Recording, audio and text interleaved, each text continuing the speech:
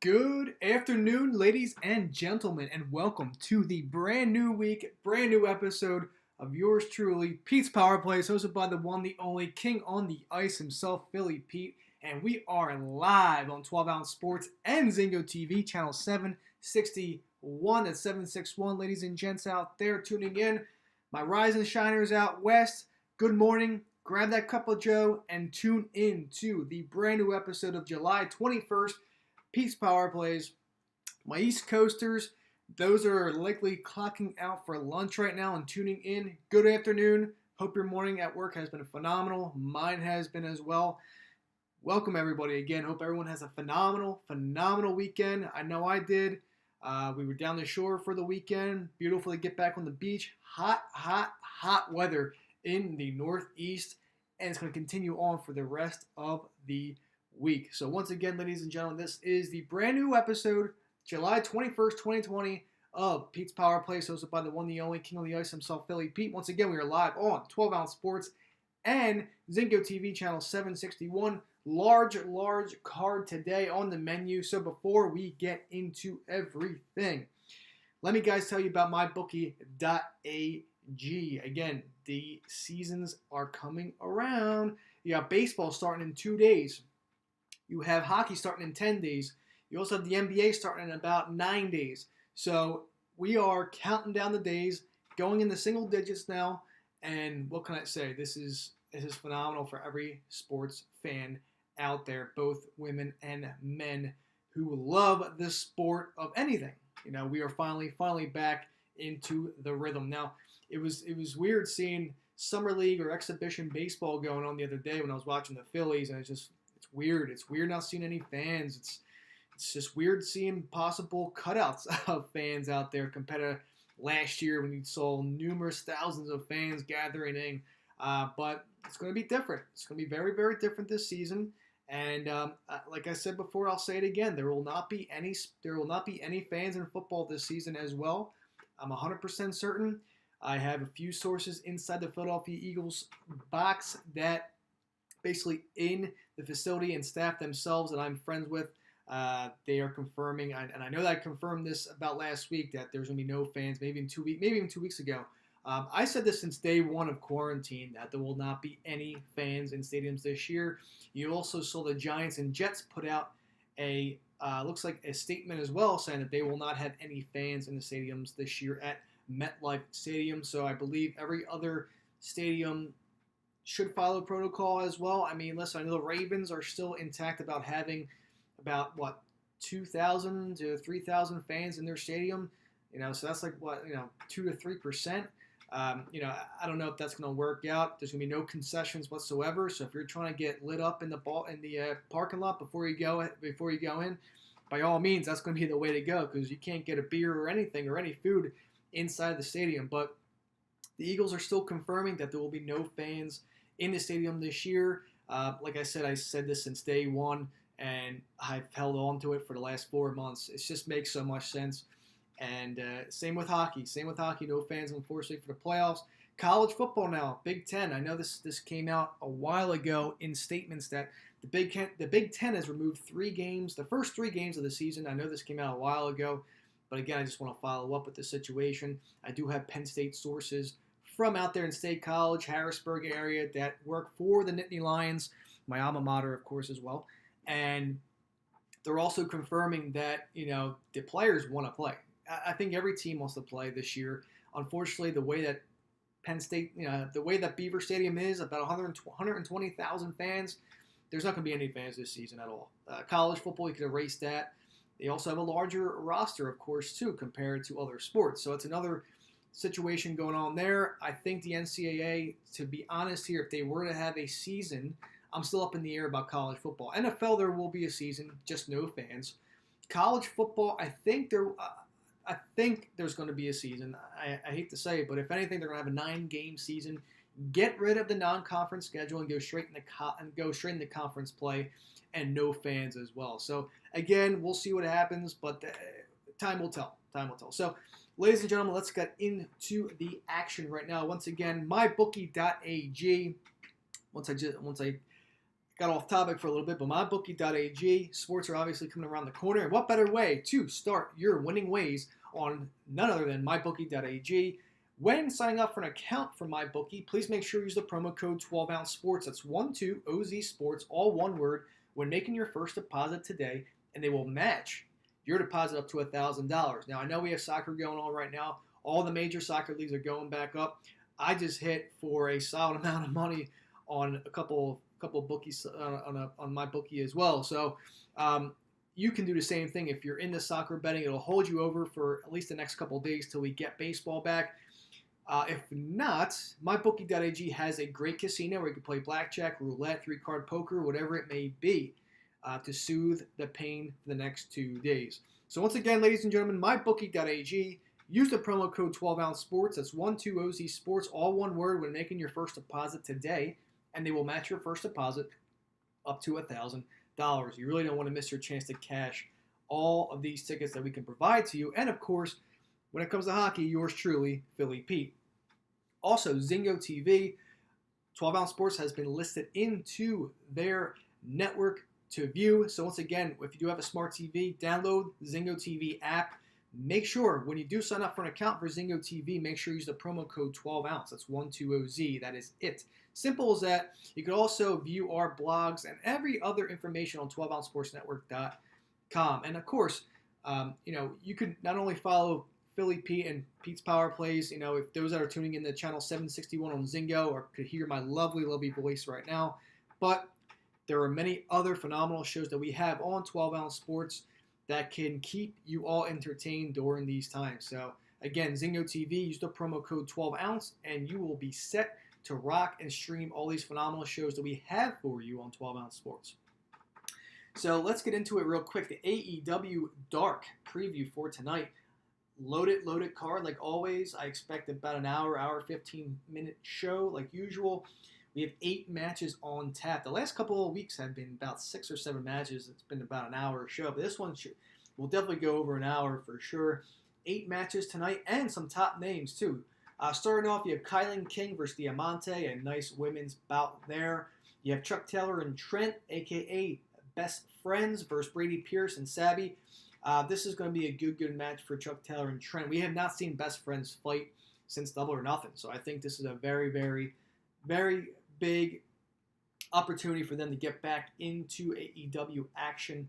And, we even saw them a couple weeks ago when basically it was Double or Nothing, like since they fought, religiously and had that prime time view, so that was nice to see. And of course, Trent's mom dropping them off like they're going to school. It was funny seeing Trent's mom dropping them off, and of course a little kiss on the cheek for good luck. So Chucky T, Trent Taylor, Best Friends versus Brady Pierce and Sabby. Give me Chuck Taylor. Give me the Best Friends all day. Next up, you have Scorpio Sky, who is leading the solo individual for SCU. SCU, obviously, we know is a 3-man team now. Scorpio Sky is going to his separate ways and doing the solos. He's getting into more solos competition now for the last for the last month and a half, 2 months now. He's kind of been doing his own thing, which is good. I mean, he has I think he's about 24, 25, and 10, maybe even more than that. But he is absolutely killing it right now in AEW Dark. Let him build the steam before he does go after either Cody Rhodes or even potentially Jon Moxley at some point down the line. But I think a TNT championship versus Cody is a little bit more, things are more accurate than a AEW championship match. So Scorpio Sky versus Aaron Solo. Give me Scorpio Sky all day to continue his winning ways. I believe he'll win about 6 or 7 in a row now after this win tonight. But yeah, I love everything about it. Scorpio Sky even has his own intro music now, which is pretty cool. Moving on, AEW Women's Champion Hikaru Shida versus Rache Chanel in a non-title match. Of course, it's a non-title match. Give me Hikaru all day. I just think that this is a little warm-up match before I believe she's supposed to come on Dynamite tomorrow, which is going to be another loaded card. I will talk Dynamite tomorrow on TNT.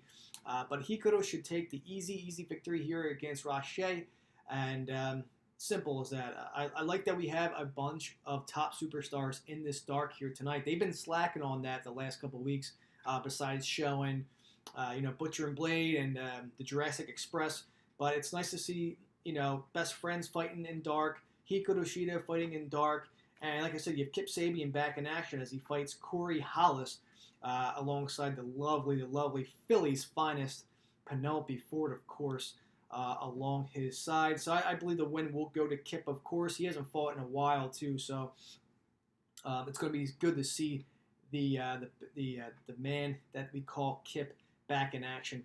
Butcher and Blade, as I just talked about earlier, versus the Ofers, Peter Avalon and Brandon Cutler. Listen, they've been fighting well as of late, and I'll give them credit, but you got to get a win eventually in AEW, and unfortunately, it's not going to work tonight. So give me the Butcher and the Blade in what should be a very competitive matchup against Avalon and Cutler. I just talked about Sabian and Hollis. Give me Kip Sabian all day. Ricky Starks versus Will Hobbs. I love Ricky Starks. I think, again, I said this on the show last week when I mentioned Dark. He's going to go back into main roster. Basically main television, AEW Dynamite Starks. He will be back there soon enough. He is just building his momentum in Dark for now. Give him another couple of weeks till he builds his steam, and he'll get back onto Dynamite, no problem. I love his attitude. He's very, very competitive. He is a great wrestler in the ring as well, and a very, very special athlete in the future for AEW. So give me Ricky Starks all day. Sorry, Will Hobbs. And lastly, the return of Darby Allin.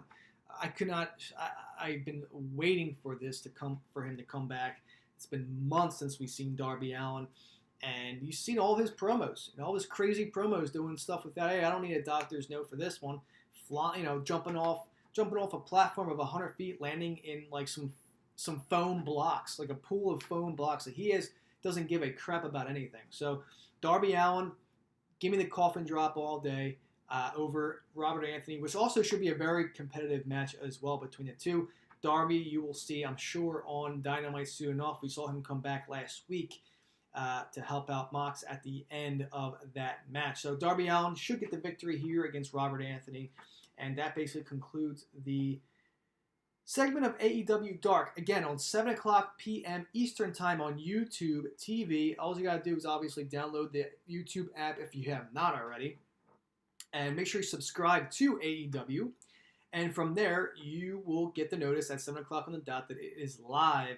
And just click on it and you're good to go. You'll see a nice hour to an hour, 15-minute, 8 matches of AEW Dark tonight. Again, 7 o'clock Eastern Time on YouTube TV. So that ends the AEW segment. Once again, ladies and gentlemen, this is the Tuesday, July 21st, 2020 episode of Pete's Power Plays, hosted by the one, the only king on the ice himself, Philly Pete. And again, we are live on 12 Ounce Sports and Zingo TV, channel 761. That's 761 out there. The show, as usual, is sponsored by MyBookie. Go to mybookie.ag right now. Use the promo code 12 Ounce Sports. That's 120Z Sports, all one word, when making your first deposit today. And when doing so, they will match your deposit up to $1,000. You really don't want to miss your chance once the NHL season comes right around the corner in 10 days, then getting yours truly, Philly Pete's Plays, on Twitter and cashing out big time when it comes to my plays. Also, Zingo TV. Download the app, Zingo TV. And then, of course, when making an account for Zingo TV, use the promo code 12 Ounce. 12OZ, simple as that, and you'll be good to go. And you'll be streaming all our phenomenal shows that we can provide to you on 12 Ounce Sports, and including yours truly, Pete's Power Plays, hosted by the one, the only, Philly Pete. And again, I'm always on the air Tuesday, Wednesday, Thursday from 12 to 12:30 p.m., of course, on 12 Ounce Sports and Zingo TV. So you don't want to miss a chance to get all my VIP access plays once the season starts. Unfortunately, on July 31st, that is a Friday, I will not be on the air. Of course, I don't host shows on Friday, but Thursday, July 30th, just make sure you tune in because that's going to be a special day because I will recap once again. I know last week I talked about the games on August 1st and gave you all my leans, but a lot of action and odds will change. And July 30th, you don't want to miss that show because I will go over all the plays that I am going to be taking. Clients obviously will get their plays as well. Those that hung on for the last 4 months, I appreciate that.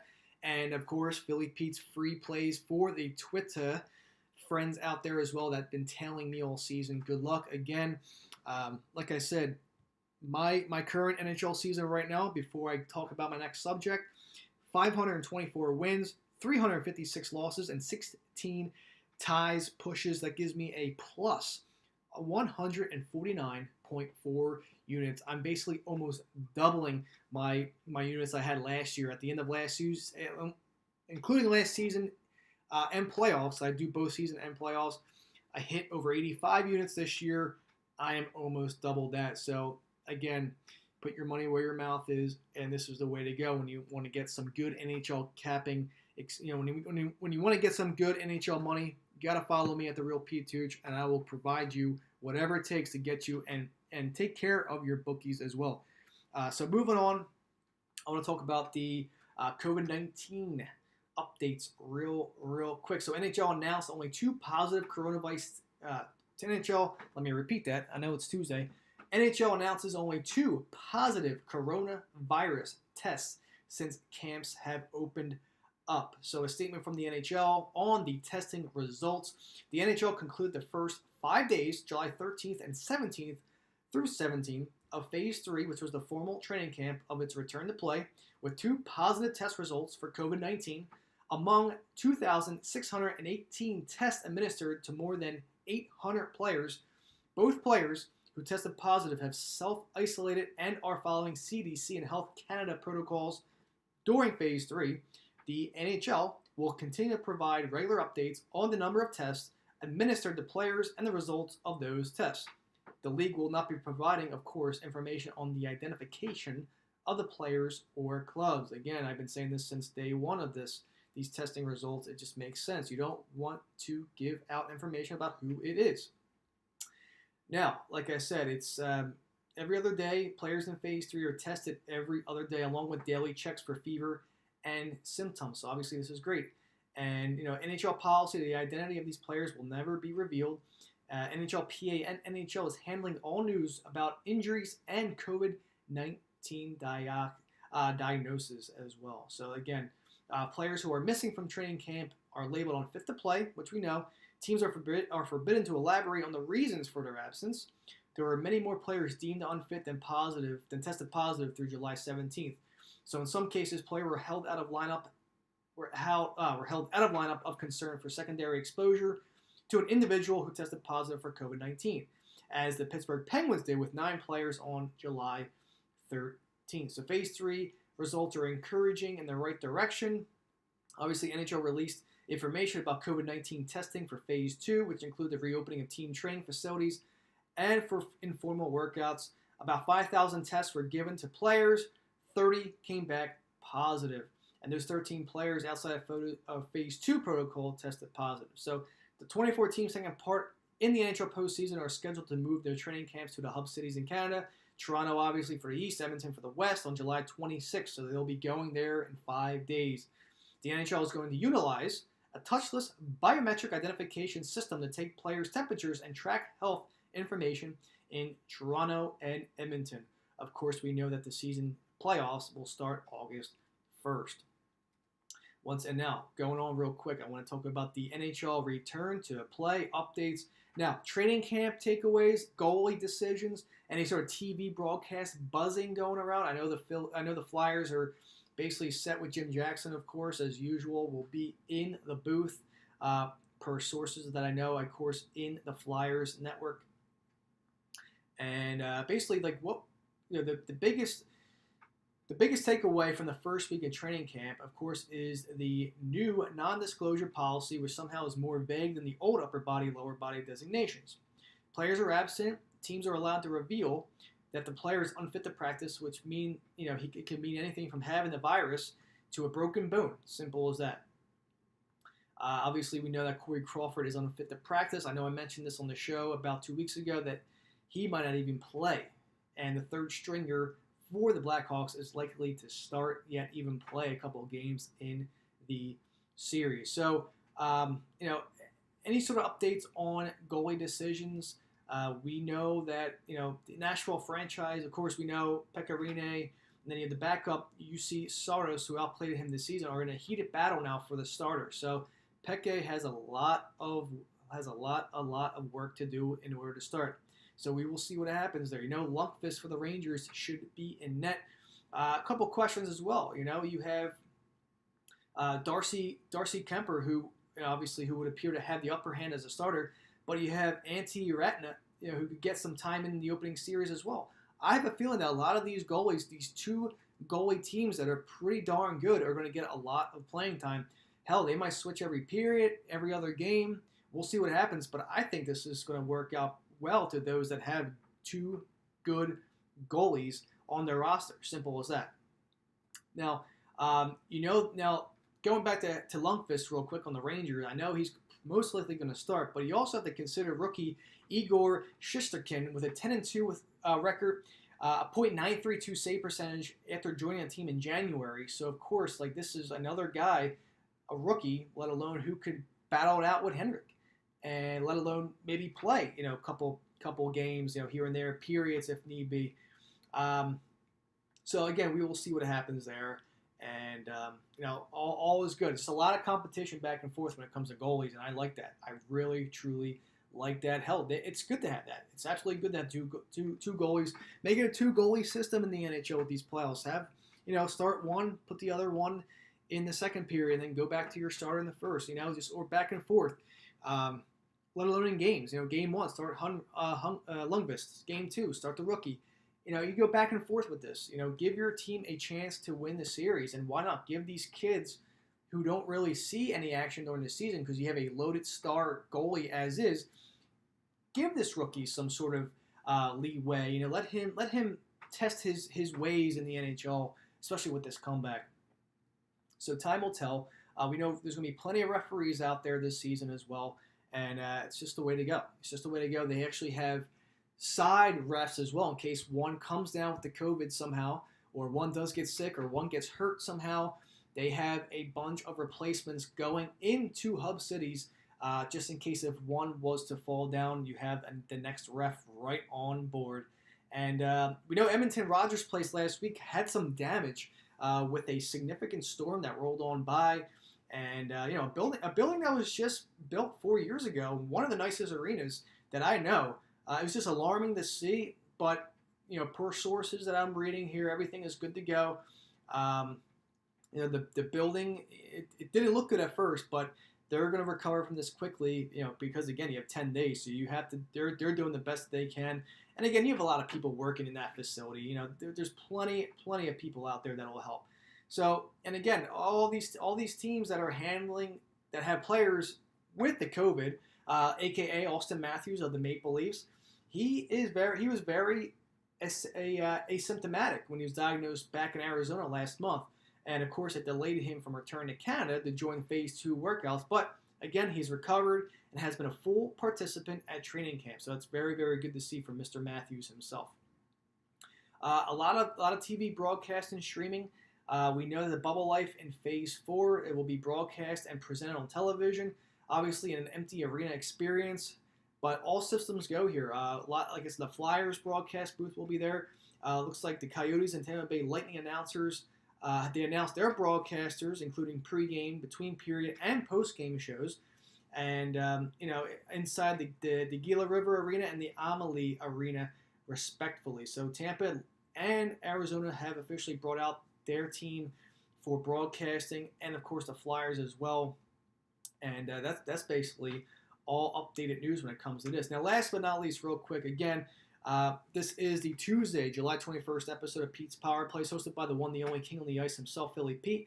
And we are live on 12 Ounce Sports and Zingo TV, channel 761. Once again, this show, as usual, is sponsored by MyBookie.ag. Log on to MyBookie.ag. Use the promo code 12 Ounce Sports. That's 12OZ Sports, all one word. And make your first deposit today, and they will match your first deposit up to $1,000. You really is now the time. This is really the time to get a account right now with MyBookie because all the sports are less than 10 days away in general. And also Zingo TV, of course, download the app. When you make an account with Zingo TV, use 12 Ounce 12OZ when making your account for Zingo TV. And from there, you'll stream all of our phenomenal shows that we can provide to you on the 12 Ounce Sports, and they're live on Zingo TV. And of course, if you're streaming in today, which I know you all are, you'll hear my lovely voice. So again, Zingo TV, thank you all for bringing us on board with that. Channel 761, ladies and gentlemen. So last but not least, the pretenders and the contenders. I know I have 5 minutes left, so I want to get this rocking and rolling for the last 4 or 5 minutes I have. The duds for me. Now, the Rangers, if not for Panarin's heart-worthy season, they'd be completely with the Senators, not the Leafs. So you could thank Mr. Panera Bread himself, Artemi Panarin, for the season that he had. Because, like I said, if he wasn't with the Rangers or helped out the Rangers in any sort of way, the Rangers would not be in this situation whatsoever in the playoffs. The Islanders, another dud. From the first game of the season to the 1st of December, the Islanders got the second best 5 versus 5 save percentage in the NHL, and they were ranked 3rd overall. After the 1st of December, they got the 23rd best goaltending in the NHL, and were ranked 23rd overall in the standings during that period. They were truly one of the NHL's worst teams, and I completely agree there. The Florida Panthers, of course, why not? Why not talk about these two teams that are in the playoffs? Because they face each other in the first round. The Panthers, Sergei Bobrovsky obviously can always go on a tear. We know that. He backs them up. He is the whole Panthers team. But otherwise, they are extremely thin after their best players. They were 7 points ahead of Montreal when play stopped. That's all you need to know about the randomness of the NHL standings. Pretty ridiculous that one of Florida or the Islanders is guaranteed to make the next round, like I just mentioned earlier. It is insane. But hey, it is what it is. And now I like this team to advance to the second round against Minnesota, but unfortunately the Canucks are on that list as well. They have a nice core of players, but they need a GM now who won't trade Brock Boeser. So, they're still well off competing. So that's just how it is, they just need that GM. That's it. Simple as that. Nashville Predators, they got a nice blue line, but that's really it for me. That's why I do like Arizona to advance. The Jackets, just like the Islanders, they're entirely propped up by, basically insane goaltending, but they also could legitimately have the worst roster in the NHL if you don't count Detroit and Ottawa. So the Jackets, for me, are up there. And lastly, the Chicago Blackhawks. It's pretty darn embarrassing for the NHL that they are even in these playoffs. So, yeah, the Blackhawks, you can say that. Now, on a side note, only a goalie can save these teams. I'm going with the Coyotes here. They got one of the best goaltenders in the world, of course, Darcy Kuemper, who only injuries prevented from being in the Hart conversation 2 years ago. But again, if he's hot, the whole team is hot.